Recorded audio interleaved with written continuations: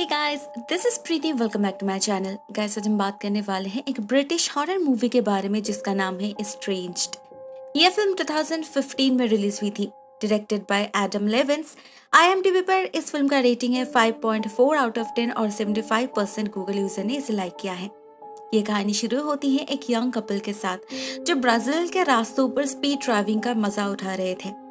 लड़की का नाम है कैलम और लड़की का नाम है जनवरी, इन शॉर्ट जेन। वो लोग बहुत एंजॉय कर रहे थे, रास्ता भी काफी सुनसान था, ऊपर से ये सीनिक ब्यूटी। जेन कैलम को और ज्यादा स्पीड अप करने के लिए कहती है, लेकिन एक टनल के अंदर से जाते वक्त दो गाड़ी आ जाती है उनके बिल्कुल सामने। पास करने की जगह तक नहीं मिलती और हाई स्पीड में रहने के कारण कैलम स्कूटी रोक भी नहीं पाया, तो वहीं पर उनका भयानक तरीके से एक्सीडेंट हो जाता है। कैलम तो फिर भी बच जाता है, लेकिन जेन बहुत ही ज्यादा इंजर्ड होती है। उसके लेग्स कंप्लीटली डैमेज्ड हो चुके थे, साथ में उसके माथे पर भी गहरी चोट पहुंची थी। कंडीशन इतनी खराब थी कि उसके दिमाग से सारे मेमोरीज डिलीट हो चुके थे। पूरे 4 महीने लग जाते हैं उसके बेसिक रिकवरी में। इतने दिनों तक वो कोमा में थी, इसीलिए जब वो जागती भी है तब भी वो काफी वल्नरेबल फील कर रही थी। कैलम को भी पहचान नहीं पा रही थी वो, सिर्फ उसके प्रति एक स्ट्रॉन्ग अफेक्शन फील हो रहा था उसे। वो श्योर थी कि इस बंदे पर वो ट्रस्ट कर सकती है, लेकिन कैलम जॉबलेस था। इतने दिनों तक वो दोनों मिलजुल कर मैनेज कर रहे थे, लेकिन इस हालत में जेन को प्रॉपर केयर चाहिए था, जो उसके घर में पॉसिबल नहीं था। तो कैलम जेन के घर में कॉल करता है और उसके मेंटल कंडीशन के बारे में बताता है, मगर फिजिकल कंडीशन के बारे में नहीं। और जेन के ठीक होते ही उसे लेकर रवाना हो जाता है उसके घर के तरफ। हम देखते हैं जेन का घर लोकेलिटी से बहुत दूर जंगल के बीचों बीच है। एक बहुत ही बड़ा शानदार विंटेज बिल्डिंग, डनफील्ड विला। घर को देखते ही कैलम को आइडिया लग जाता है जेन का परिवार कितना रिच है, मगर जेन उसे कुछ भी खास फील नहीं हो रहा था। उसे कुछ भी फेमिलियर नहीं लग रहा था। गाड़ी जाकर घर के सामने रुकने के साथ साथ इस घर का सर्वेंट थॉमस उन्हें वेलकम करता है। घर के अंदर उनके लिए वेट कर रहे थे जेन का पूरा परिवार, उसके पेरेंट्स मिस्टर एंड मिसेस डनफील्ड और जेन के 2 सिबलिंग्स लॉरेंस एंड कैथरीन। जेन के घर लौटने की खबर से वो लोग काफी एक्साइटेड थे, मगर उसे देखते ही उनका चेहरा उतर जाता है, क्योंकि कैलम ने उन्हें उसके फिजिकल कंडीशन के बारे में, उसके पैरालाइज्ड हो जाने के बारे में कुछ भी इन्फॉर्म नहीं किया था। मिसेस डनफील्ड अपने बेटी को गले लगाती है। वो लोग सभी मिलकर एक साथ डिनर करते हैं, एक दूसरे से बातचीत करते हैं, मगर जेन किसी के साथ भी कोई भी कनेक्शन, अटैचमेंट फील नहीं कर रही थी। वो इस घर में एस्ट्रेंज्ड, डिटैच्ड फील कर रही थी सबके साथ। इवन अपने माँ के प्रति भी उसे कुछ भी स्पेशल फील नहीं हो रहा था। उसे पता चलता है 6 साल पहले वो इस घर से भाग गई थी, मगर क्यों वो ये लोग नहीं जानते, ना जेन को खुद कुछ याद है। उसे तो अपना परिवार तक अनजाना लग रहा था। हम एक बात नोटिस करते हैं कि मिस्टर डनफील्ड का बर्ताव काफी रूड है। वो लॉरेंस डायरेक्टली सबके सामने कैलम को अक्यूज कर रहे थे इस एक्सीडेंट के लिए। इवन मिस्टर डनफील्ड अपने बच्चों के तरफ भी काफी स्ट्रिक्ट है। इस घर में कुछ रूल्स का पालन करना जरूरी है, जिसमें से एक है कोई भी अनमैरिड कपल बेड शेयर नहीं कर सकते। इसलिए कैलम जेन के साथ नहीं रुक सकता।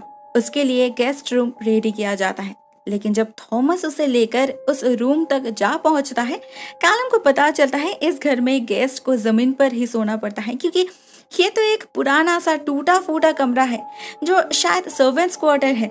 इस रूम में सिर्फ एक गद्दी थी और कुछ भी नहीं। नेक्स्ट डे ही कैलम के लिए बिल्कुल क्लियर हो जाता है इस बिहेवियर का मतलब। मिस्टर डनफील्ड उससे डायरेक्टली पूछते हैं लंदन वापस जाने के लिए उसे कितना पैसा चाहिए, मगर कैलम किसी भी कीमत पर अपने गर्लफ्रेंड को छोड़कर जाना नहीं चाहता था, ये वो क्लियर कट बता देता है। उधर घर में हम कैथरीन को देखते हैं जेन से बात करते हुए। कैथरीन कुछ अजीब सी है, लिमिट से ज्यादा ऑर्थोडॉक्स कंजर्वेटिव है। शायद इस फैमिली की सीख ही ऐसी है, लेकिन आज तक उसने कभी भी इस घर से बाहर नहीं गई, ना उसका कोई बॉयफ्रेंड है। जब मेकअप करने की बारी आती है तो वो जेन को किसी जोकर की तरह सजाती है। पता नहीं वो जेन से इतनी जल क्यों रही थी। जेन को लिविंग रूम में एक बड़ी सी पेंटिंग नजर आती है, ऑयल पेंटिंग। पूछने पर उसे पता चलता है इसे कैथरीन ने बनाई है, उनके एक पुराने तस्वीर से कॉपी करके। लेकिन इस पेंटिंग में जेन बाकियों से काफी दूर नजर आ रही थी, बिल्कुल वैसे ही जैसे अभी इस प्रेजेंट सिचुएशन में वो फील कर रही हो। कैलम पूरे घर में घूमकर फोन के नेटवर्क कैच करने की कोशिश कर रहा था। यहाँ पर न मोबाइल का सिग्नल मिल रहा था, ना लैंड फोन्स काम कर रहे थे। लॉरेंस के साथ उसकी मुलाकात होती है, कुछ बातचीत होती है जो कहता है जेन हमेशा से ही इस फैमिली से, इस घर से दूर जाना चाहती थी। शुरू से ही इस फैमिली को अपनाने में उसे बहुत प्रॉब्लम थी और अभी जो वो ये सब कुछ भूल जाने का नाटक कर रही है ना, वो सिर्फ और सिर्फ अटेंशन पाने के लिए। बातों बातों में ये बात है कैलम जेन से कह देता है।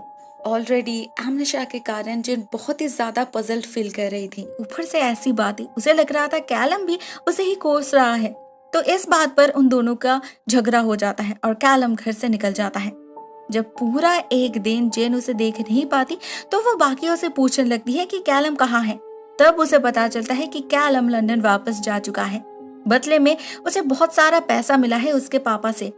जेन बिलीव करना तो नहीं चाहती थी मगर सभी इंसिस्ट करते हैं। जो चला गया उसे भुलाकर जेन को आगे बढ़ना होगा। वो लड़का उसके लिए बिल्कुल भी ठीक नहीं था। जेन का पूरा परिवार यहाँ पर है, उसे और क्या चाहिए। मिस्टर एंड मिसेस डनफील्ड उसे अपने जैसे बनाने में लग जाते हैं। जेन ये सब ट्रेंडी क्लोथ्स छोड़कर लेडी लाइक ड्रेस पहनने लग जाती है और घर के कामों में अपने माँ का हाथ भी बटाती है। ऐसे ही कुछ दिन बीत जाते हैं, ऑलमोस्ट 1 महीना। जेन अभी पहले से काफी बेहतर है, खुद से चल फिर सकती है।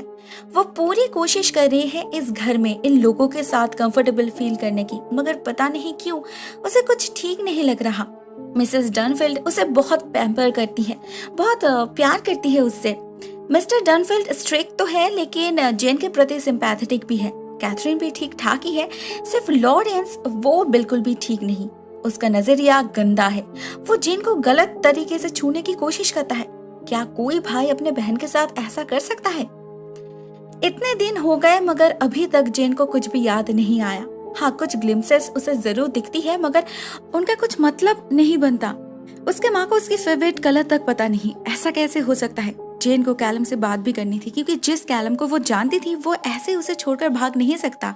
तो वो थॉमस से उसे नियरेस्ट टेलीफोन बूथ तक ले जाने की रिक्वेस्ट करता है क्योंकि एक यही थॉमस ही उसे इस घर में सही बंदा लगता है। मगर मिस्टर डनफील्ड के परमिशन के बगैर थॉमस कुछ नहीं कर सकता। एक दिन जेन चोरी छुपे कैथरीन के रूम में चेक करती है। उसे कुछ पुरानी फोटोज मिलती है इस परिवार की, लेकिन एक में भी वो नहीं थी, कहीं भी नहीं। उसे अपनी खुद की एक सिंगल फोटो मिलती है जिसे देखकर ही वो श्योर हो जाती है वो इस परिवार की नहीं है, कभी भी नहीं थी। लिविंग रूम में जो पेंटिंग है उस पे इन लोगों ने जेन के पिक्चर को एडिट किया है। 2 अलग अलग पिक्चर को मिलाकर बनाया है उसे। जेन इतनी डर जाती है कि वो खुद को कमरे में बंद कर लेती है। खिड़की से भागने की कोशिश करती है मगर उस पर तो ऑलरेडी इन लोगों ने बार्स लगा दिया था। 2 दिनों तक वो उसी कमरे में लॉक्ड रहती है। अगले दिन थॉमस चोरी छुपे दरवाजे के नीचे से एक पेपर कटिंग फेंकता है उसके तरफ, जिससे उसे पता चलता है जेन की असली मॉम अपने आप को शूट करके सुसाइड की थी। तब वो बहुत छोटी थी। उसने अपने आंखों से अपने माँ को मरते हुए देखी थी और इसी सीन का विजन्स उसे बार बार आते हैं। वो बिल्कुल सही थी, ये उसका परिवार नहीं है, ये उसकी असली मॉम नहीं है। उसे यहाँ से भागना ही होगा। एक दिन जैसे मिसेस डनफील्ड उसे खाना देने आती है, जेन उन्हें चाकू के नोक पर ले लेती है। जब सारे लोग उसके सामने आ जाते हैं, जेन सबको डराकर धमकाकर एक रूम में लॉक कर देती है और खुद बाहर की तरफ भागने लगती है, मगर ज्यादा दूर जा नहीं पाती क्योंकि फर्स्टली उसके पैर अभी तक भागने के काबिल नहीं हुए थे एंड सेकेंडली 2 दिनों तक भूखे रहने के कारण वो काफी वल्नरेबल फील कर रही थी। उसे चक्कर आ रहे थे।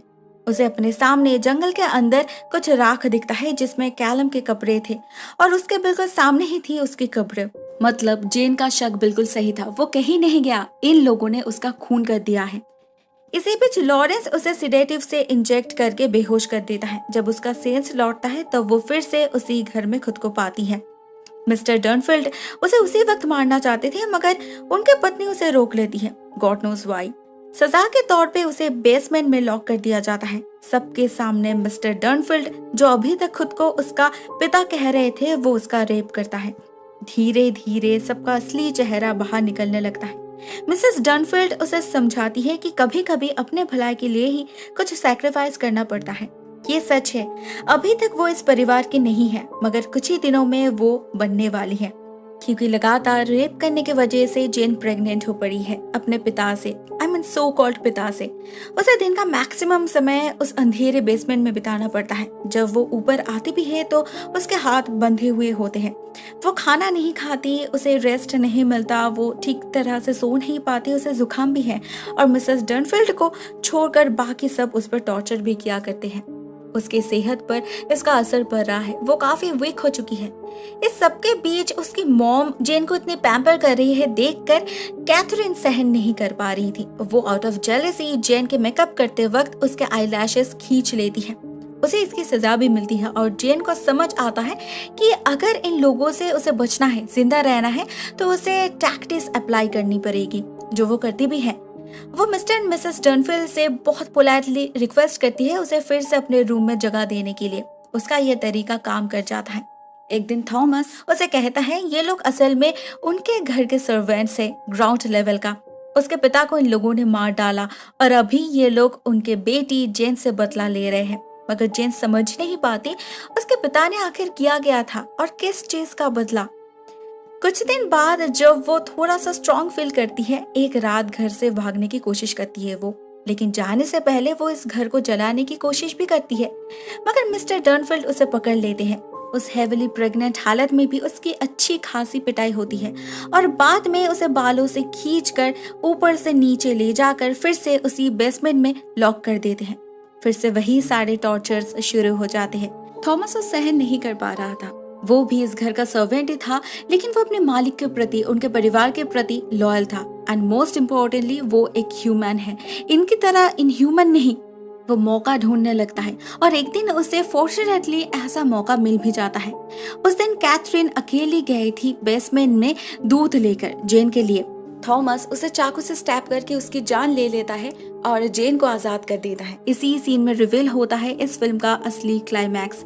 थॉमस कहता है असल में जेन के पिता दी रियल लॉर्ड डर्नफील्ड एक मेड सर्वेंट का रेप किया था। जो बच्चा पैदा हुआ था वही है जेन। लॉर्ड डर्नफील्ड को अपने पत्नी से कोई औलाद नहीं हुई तो उन्होंने जेन को अपना लिया। जेन इसी विला में बड़ी होने लगी। लेडी डर्नफील्ड को अपनी माँ समझने लगी। सबको सब कुछ पता था, लेकिन इस फैक्ट को एक सीक्रेट रखने का ऑर्डर मिला था उन्हें। लेकिन जब जेन 8 साल की हुई, उसकी माँ यानी कि लेडी डर्नफील्ड, वो खुद इस गम को, इस गिल्ट को सहन नहीं कर पाई और उन्होंने सुसाइड कर ली अपने बेटी के आंखों के सामने। उसके कुछ साल बाद उस मेड सर्वेंट ने, मतलब जेन के असली माँ ने, बायोलॉजिकल माँ ने उसे सच बता दिया। इसीलिए जेन घर से भाग गई। उसके पिता इस घर में अकेले पड़ गए और इस परिवार ने, इस सर्वेंट परिवार ने, जो असल में इस घर के क्लीनर, कुक और गार्डनर थे, उन्होंने इस घर में कब्जा करना शुरू कर दिया। जब फाइनली उन्हें पता चला जेन वापस आ रही है इतने सालों बाद और उसके सारे मेमोरीज डिलीट हो चुके हैं, तो उन्हें लगा यही मौका है। तो इस वाले डर्नफील्ड ने, जिसका नाम है एल्बर्ट, उसने अपने मालिक का खून कर दिया। ये उसके बदले का पहला स्टेप था, क्योंकि उसने एल्बर्ट के पत्नी मर्लिन का रेप किया था। हाँ, जेन इसी मर्लिन और लॉर्ड डर्नफील्ड की बेटी है।